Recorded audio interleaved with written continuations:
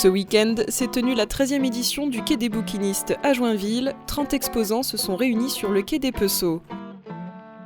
Ce lieu de charme s'est transformé en un réel marché aux livres d'occasion et de collection. C'est le livre en avant, bien sûr, puisque c'est la médiathèque qui est la cheville ouvrière, de manière à ce qu'effectivement on ramène le livre, ce qui est un intérêt certain aujourd'hui vis-à-vis des médias audiovisuels. On sait que la lecture, c'est quelque chose qui reste et on peut y revenir souvent, alors que quand on regarde une émission à la télé, une fois qu'elle est passée, elle est passée.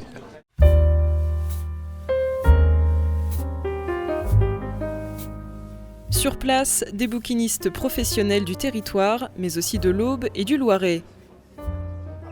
C'était l'occasion de faire de nombreuses rencontres entre écrivains, artisans, peintres et vendeurs de livres. Eh bien, si une personne est intéressée, elle s'approche de moi et je lui demande un mot ou un thème. Et puis elle dit vraiment ce qui lui passe par la tête. Et à partir de ça, et puis une toute petite discussion, parce que j'aime bien connaître la personne, j'écris un petit poème d'une dizaine de lignes.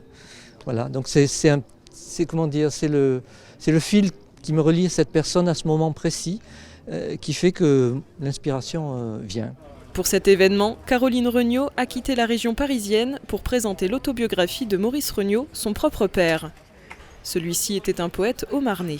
Tous les ans, je viens à Joinville et en son honneur, je suis venue présenter les livres que j'ai publiés sur le quai des Pesseaux, pour l'honorer. De l'autre côté, un bouquiniste professionnel. Comme il n'existe pas de formation au métier, celui-ci est avant tout une activité de passionné. C'est quelqu'un qui essaie de chercher des livres le plus intéressants possible, en tout cas qui puissent intéresser les acheteurs. Et puis voilà quoi.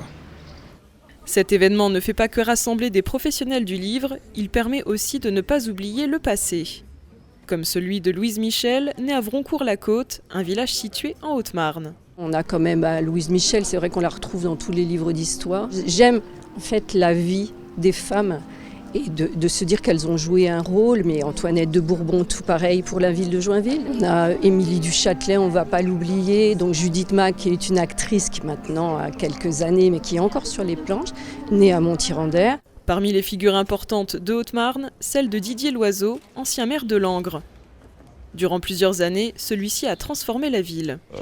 C'est un livre donc, dans une nouvelle collection politique qu'on vient de créer, dans lequel il y avait également le livre de Nicolas Lacroix et Cyril Bouzeux avaient des idées.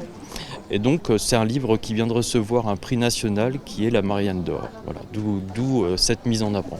De nombreuses animations sont venues rythmer le quai des bouquinistes, concerts, défilés, déambulations musicales, des contes racontés en musique, mais aussi des balades en pédalo et en poney.